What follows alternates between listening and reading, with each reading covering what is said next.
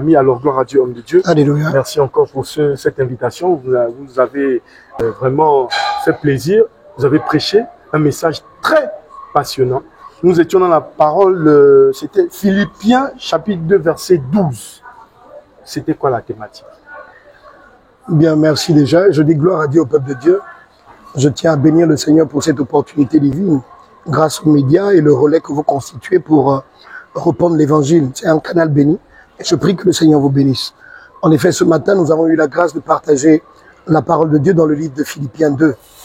Et à partir du verset 12 au verset 15, ce verset nous emmenait simplement à fortifier les serviteurs et les servantes de Dieu à travailler particulièrement sur le salut de leurs âmes.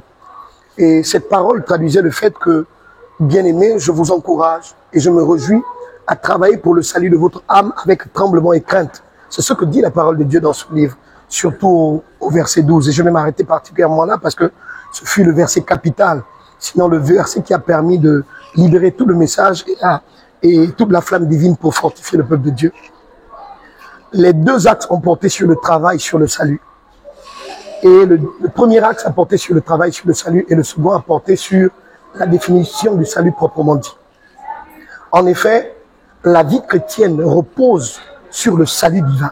Parce que nous venons à l'église, nous venons dans la présence de Dieu pour découvrir la personne du Seigneur qui est morte, dont parle le livre de Jean, qui dit que à tous ceux qui l'ont reçu, à tous ceux qui croient en son nom, la parole de Dieu a donné Jésus-Christ comme celui qui nous permet d'hériter au salut de nos âmes.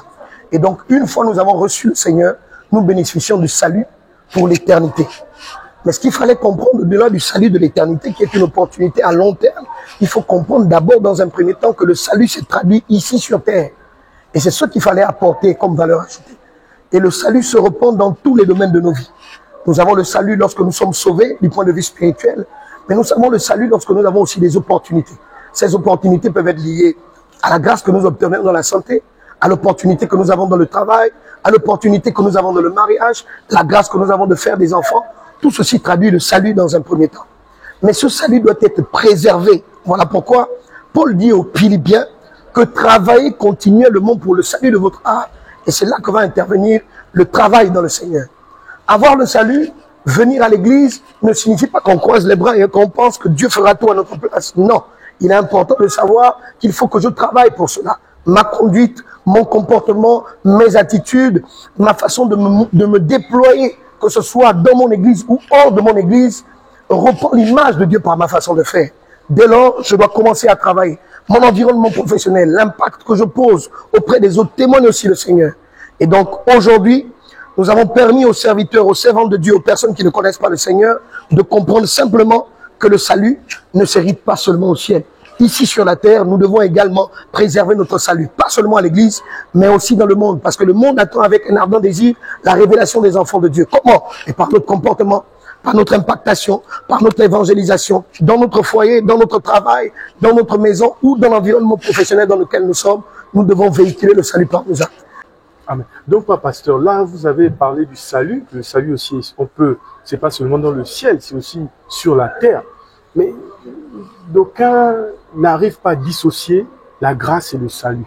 Est-ce que le salut, là, on parle d'un comportement pour attirer de plus en plus d'autres chrétiens, ou c'est dissocié de la grâce, parce que la grâce, il y a beaucoup de bénéfices, il y a beaucoup de ceci. Est-ce qu'il y a une différence, ou bien la grâce fait partie du salut? Alors, c'est deux mots différents. D'accord. La grâce est pour parler très simple, la grâce est une opportunité non méritée. Oui. Je prends un exemple. Vous êtes tenu en captivité, un jugement a été pris sur vous, vous êtes condamné à perpétuité ou encore vous êtes condamné à une certaine durée. Mais de façon particulière, à un moment donné, il y a cet ordre qui vient pour vous libérer de la condamnation qui était prévue pour vous au bout de 4-5 ans. Là, on peut parler de grâce. Parce que vous ne méritez pas de sortir à cette période et une ordonnance a été donnée de façon légale ou de façon juridique pour que vous sortiez de la période de condamnation qui était la vôtre. Ça traduit la grâce. Mais le salut a été donné pour que votre âme et votre esprit soient sauvés le jour où vous partirez de la terre. Le salut est différent. Mais mieux encore, le salut peut se traduire par le fait que vous êtes sauvés dans un temps de captivité. Vous pouvez être tenu captif. Et ça, je l'ai traduit par le fait que nous puissions parler de Joseph dans le livre d'Exode. Joseph était tenu en captivité par ses frères. Le fait qu'il fût mise, que sa personne fût mise sous qu'il a été mis dans un puits, faisait de lui quelqu'un de prisonnier, catégoriquement. Mais lorsque les serviteurs de Pharaon passaient dans la zone et ont constaté qu'il était dans cette fosse et lui ont fait sortir, il a bénéficié d'une grâce qui se traduit par sa libération. C'est là que se voit la deuxième version du salut. Parce que le salut signifie être libéré après l'esclavage de la condamnation. Est-ce que vous voyez? Et le salut vous permet de bénéficier de plusieurs grâces. Ça, c'est sur le plan terrestre. Mais sur le plan céleste, à la fin de votre séjour, parce que nous sommes pèlerins sur la terre, souvenez-vous de cela. La vie sur la terre est un passage de pèlerinage. Et lorsque nous partirons ici, pour la nouvelle Jérusalem, il y aura une autre vie après ce corps. C'est là que nous verrons le salut éternel. Mais ici, aussi longtemps nous vivons sous cette chair, nous pouvons être condamnés de plusieurs manières. Mais par la grâce de Dieu, nous bénéficions du salut dans différents domaines où nous pouvons être condamnés. Et lorsque nous sommes libérés, nous bénéficions du salut terrestre. Très bien. Qui lui continuera par la suite. Très bien, Papa Pasteur. Vous avez dit ici dans vos propos que j'ai noté si bien, le salut, une délivrance. Le salut, un gage pour l'éternité. Un gage pour l'éternité. Mais ce que je retiens, c'est quand vous avez dit, mais le salut se répand aussi dans nos vies à travers des opportunités. Vous avez introduit la notion d'affaires, que les chrétiens ne sont pas trop dans les affaires, les chrétiens préfèrent avoir leur nom peut-être cité quelque part d'abord, des listes qui le nom apparaît, mais les chrétiens veulent plus le bureau que les affaires, alors que les affaires c'est le travail. Nous passons dans la deuxième dimension de votre prédication parce que vous avez parlé de là, vous avez dit le salut mais aussi le travail. Donc le travail, qu'est-ce que vous pouvez dire en regardant la caméra aux jeunes téléspectateurs que l'importance du travail pour un chrétien? Alors, effectivement, nous avons dit que le salut est une libération. Mais figurez-vous, lorsque vous êtes libéré, vous avez droit au mouvement.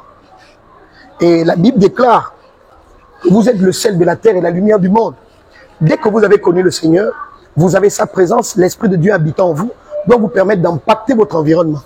Et vous impacterez votre environnement par le travail parce que Dieu lui-même est un travailleur de la création. Dieu crée l'humanité en 7 jours. En 6 jours, le 7e, il se repose. Mais juste après, celui à qui il donne premièrement le relais du travail, c'est Adam. Et donc, la nature divine que nous recevons lorsque nous avons le salut et que nous sommes délivrés, mais la première nature, c'est la nature d'un travailleur. Un serviteur de Dieu, une servante de Dieu ne doit pas être quelqu'un qui passe son temps à demeurer à l'église sans penser qu'il faut qu'elle travaille. Les jeunes, aujourd'hui, doivent penser qu'ils doivent être des créateurs de richesses. Que ce soit sur le plan ecclésiastique, mais encore mieux, sur le plan environnemental. Un jeune Gabonais, un jeune Ivoirien, un jeune Togolais, un jeune Béninois doit aller vers le sens de la créativité de richesse.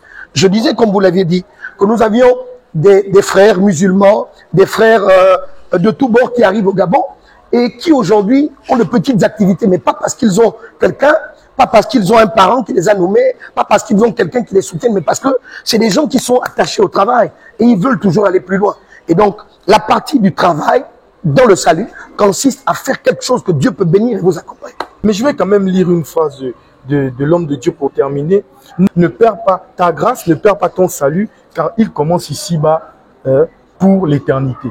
Qu'est-ce que cette phrase-là, qu'est-ce que vous pouvez dire par rapport à cette phrase que vous avez sortie? Alors, pourquoi ne pas perdre le salut de son âme? Comme je l'ai dit tout à l'heure, le salut de son âme est une opportunité, c'est une grâce que nous avons. Mais cette grâce, nous pouvons la perdre. Nous pouvons la perdre. Dès lors, il est important d'avoir des attitudes divines. La grâce est une bénédiction, mais elle se préserve. Elle se préserve comme un œuf. Elle se préserve comme une perle d'or par notre comportement, par notre façon de faire, par notre témoignage. Raison pour laquelle je prenais l'anecdote, sinon le témoignage de Lot qui fut sorti avec son épouse de Sodome et Gomorrhe. Mais malheureusement, cette femme qui avait reçu la grâce d'avoir les anges dans sa maison et qui devait sortir d'une terre que Dieu avait considérée comme maudite, a eu un regard qui lui a permis de retourner vers ce qu'elle avait déjà quasiment oublié. Et donc, plusieurs chrétiens bénéficient de la grâce de Dieu, bénéficient du salut sur le siècle présent, ont une expérience de foi de plus de 20 ans, 30 ans, 40 années de ministère, mais il arrive à un moment donné qu'ils regardent en arrière et perdent leur salut. Donc le salut est une bénédiction qui peut vous emmener pour l'éternité, oui. Le salut vous permet d'avoir des grâces sur la terre, mais vous pouvez perdre vos saluts et pas hériter au royaume des cieux suite à votre attitude et votre comportement. Merci, Papa Pasteur. Merci pour l'invitation. Merci encore pour cette prédication. C'est moi qui vous remercie. J'espère que la prochaine fois encore, vous allez nous amener dans d'autres dimensions. Je vous en prie, merci. Que Dieu vous bénisse. Merci encore, Papa Pasteur. Que le Seigneur vous bénisse et que toute la gloire revienne au Seigneur.